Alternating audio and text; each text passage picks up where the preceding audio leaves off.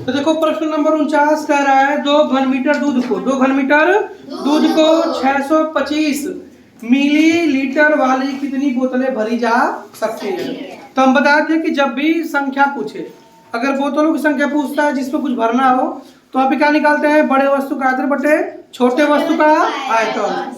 और यदि क्षेत्रफल पूछता है, जैसे टाइल्स की संख्या पूछ दे, किसी संख्या पूछ दे, टाइल्स का पूछ दे, पट्टियों की संख्या पूछ दे, पत्थरों की संख्या पूछ दे, तो वहां पर क्या निकालते हैं, बड़े वस्तु का क्षेत्रफल बटे छोटे वस्तु का क्षेत्रफल। तो यहाँ पे क्या पूछा है, यहाँ पे बोतलों की संख्या क्या पूछा है, बोतलों की संख्या। तो यहाँ पे क्या करेंगे, बड़े वस्तु का आयतन, बड़े वस्तु का आयतन बटे छोटे वस्तु का आयतन। तो यहाँ पे तो आसान ही है कि वस्तु का आयतन दिया भी है, तो बड़े वस्तु का आयतन क्या दिया है, 2 घन, क्या दिया है, 2 घन मीटर, 2 घन मीटर। और छोटे वस्तु का आयतन क्या दिया है, 625 क्या मिलीलीटर, क्या दिया है मिलीलीटर। अब देखो अब ये जब संख्या पूछता है तो हमेशा ऊपर और नीचे के वस्तुओं का मात्रक जो होना चाहिए, क्या होना चाहिए, सेम। क्या होना चाहिए, अगर ऊपर घन मीटर तो नीचे भी घन मीटर, या फिर नीचे मिलीलीटर तो ऊपर भी मिलीलीटर। तो बड़े को छोटे में बदलना आसान होता है कि बस गुणा कर देंगे, और छोटे को बड़े में बदलने के लिए भाग देना पड़ता है, तो थोड़ा दशमलव में आता है तो कठिन हो जाता है। तो इसमें आसानी क्या है कि हम बड़े वाले को किसमें बदल रहे, छोटे वाले में। तो बड़ा हमारा क्या है, घन मीटर, क्या है, तो हम एक चीज जानते हैं कि 1 घन मीटर, क्या लिखेंगे, 1 घन मीटर की वैल्यू किसकी होती है, 1000 लीटर। क्या होती है, 1000 लीटर, क्या होती है, 1000 लीटर। और 1 लीटर की वैल्यू, किसकी वैल्यू, 1 लीटर वैल्यू कितना होती है, 1000 मिलीलीटर, 1000 मिलीलीटर। इसका मतलब है कि अगर हमको घन मीटर से कहाँ आना पड़ेगा, मिलीलीटर में, तो 1 का गुणा कितनी बार करना पड़ेगा, 2 बार। ये पता चला तुम लोगों की, अगर घन मीटर से कहाँ आना है हमको, मिलीलीटर पे, तो 1 का गुणा कितनी बार करना पड़ेगा, 2 बार। क्योंकि जब पहली बार हम गुणा करेंगे तो किसमें बदलेगा, लीटर में, अच्छा दोबारा गुणा किसमें बदलेगा, मिलीलीटर। इसका मतलब ये हुआ कि 2 घन मीटर के जवाब पे अगर हम लिख देंगे 1000 गुणे 1000, तो हमारे किसमें बदल जाएगा, मिलीलीटर में, किसमें बदल जाएगा, मिलीलीटर। और नीचे वाले से क्या है, 625 मिलीलीटर। ये पूरा इससे कट गया। अब इससे अगर हम काटेंगे 25 से, तो 25 से 25 का 100, यानी 40 बार चला जाएगा।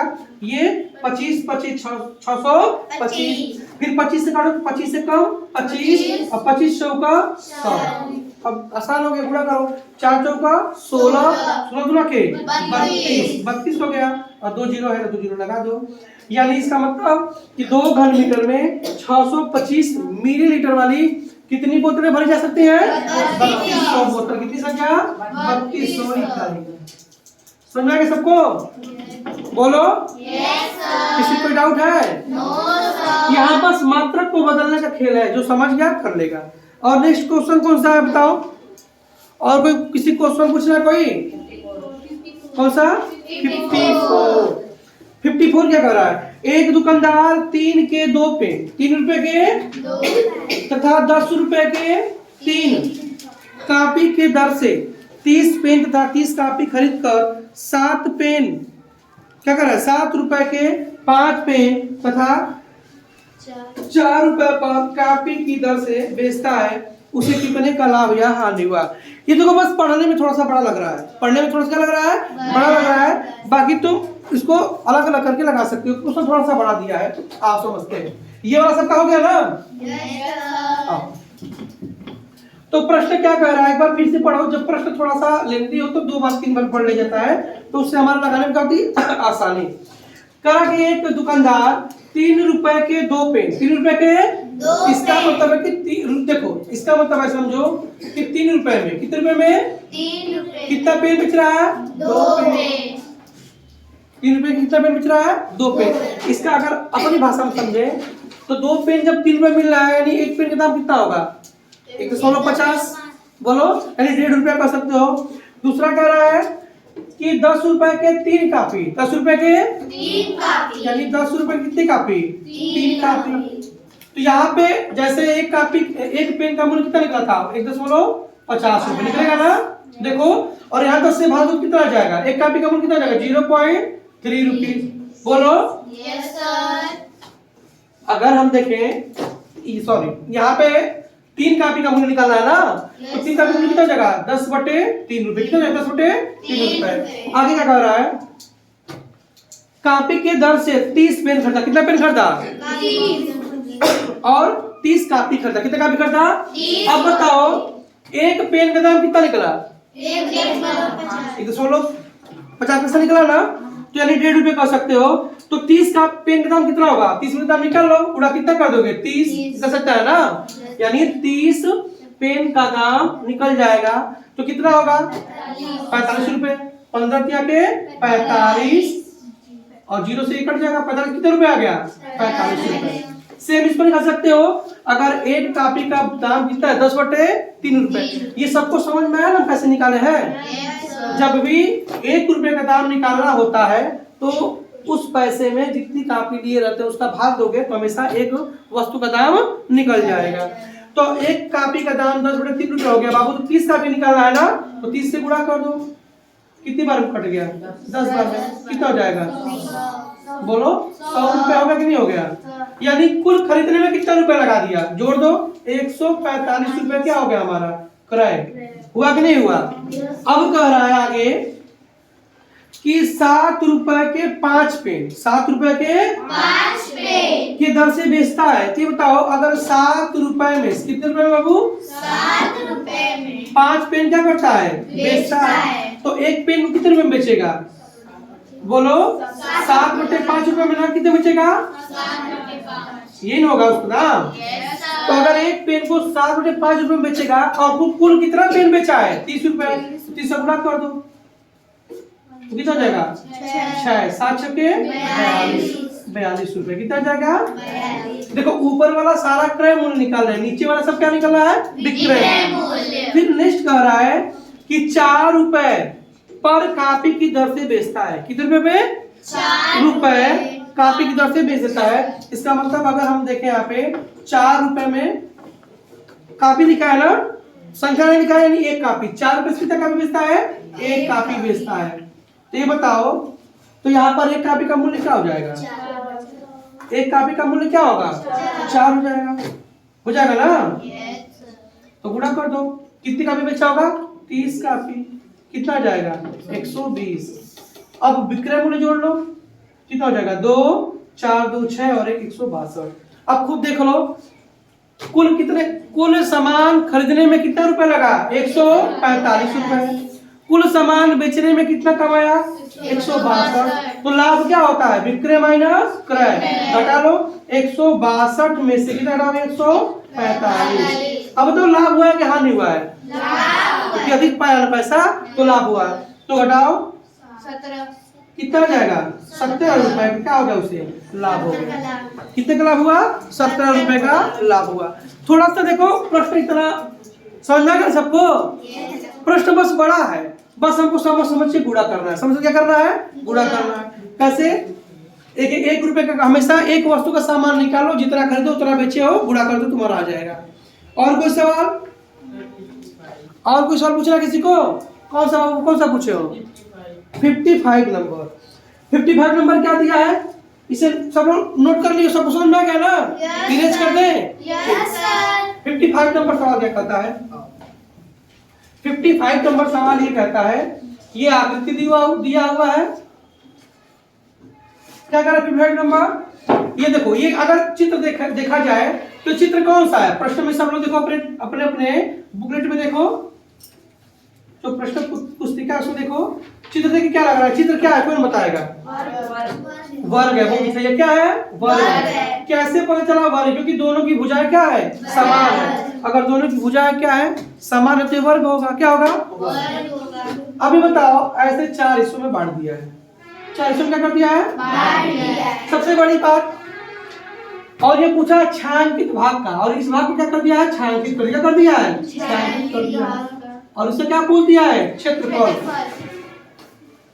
तो बहुत दिमाग, सबसे आसान तरीके से लगा सकते हो, बहुत ज्यादा दिमाग में नहीं लगाना। कैसे, तुम पहले पूरे क्षेत्रफल को, पूरे वर्ग का क्षेत्रफल निकालो कितना होगा भुजा का स्क्वायर, तो 4 चौक कितना हो गया? 16 अब बताओ 16, ये 4 भागों में बांटा है। कितने भागों में बांटा है? तो तुम भी 4 भागों में बांट दो, कितना आ जाएगा?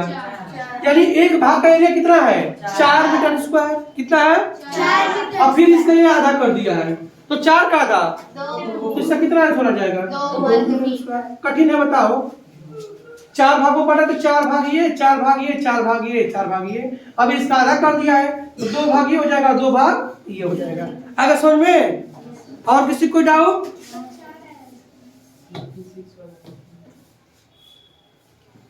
और किसी को डाउट है?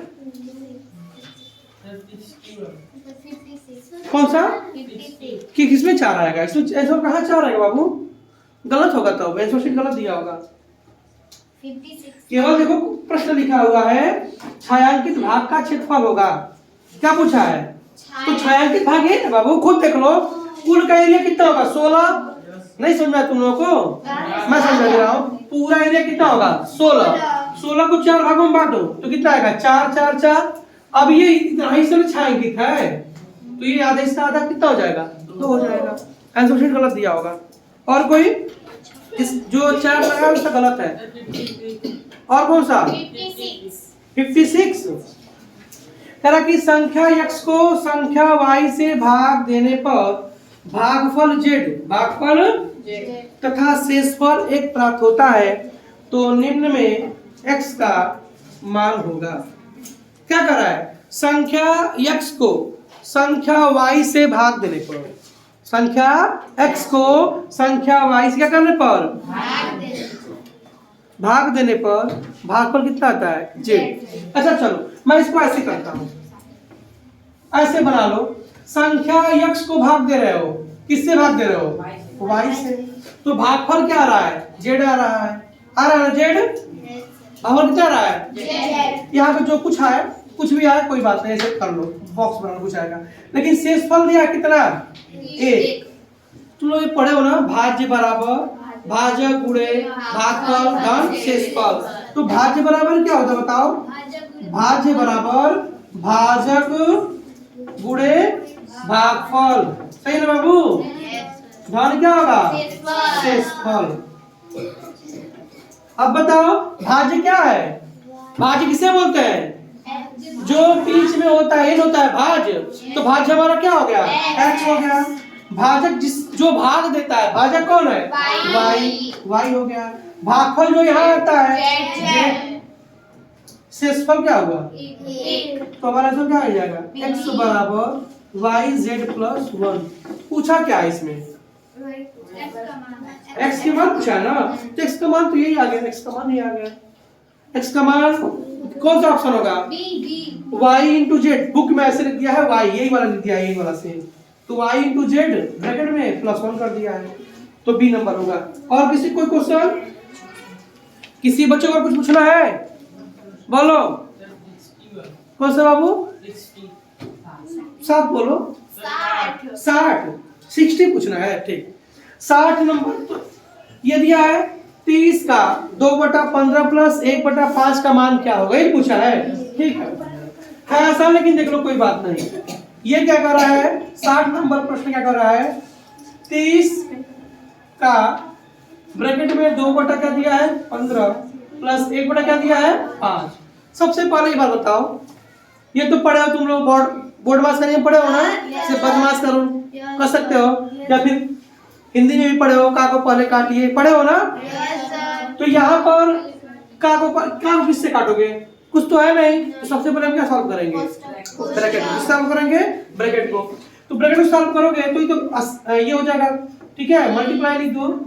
ये तो 2 क्या है? 15 है ना, और ये क्या है? 1/5। तो दोनों क्या निकालोगे? एलसीएम लॉस निकालोगे। ये 15 और 5 है तो एलसीएम भी कितना आएगा? 15 से भागो तो 15 का 15 भाग देने पे जो आएगा उसको ऊपर क्या करते हैं? गुणा। 2 का 2। 5 से भाग दो बाबू, कितना आएगा? 3। 5 से के 15 और 3 जो आता है उसको गुणा ऊपर करो, 3 का 3। ये हो जाएगा 30, ठीक है। 3 और 2 कितना होगा? 5/15। 5 से काटो 3, 3 से काटो कितना जाएगा आंसर? 10। आगे समझ में? और किसी को पूछना है? चलिए ठीक है, बाकी घर पे रिवीजन करते रहो, टेस्ट करते देते रहो, जो समझ में नहीं आएगा पूछ लेना।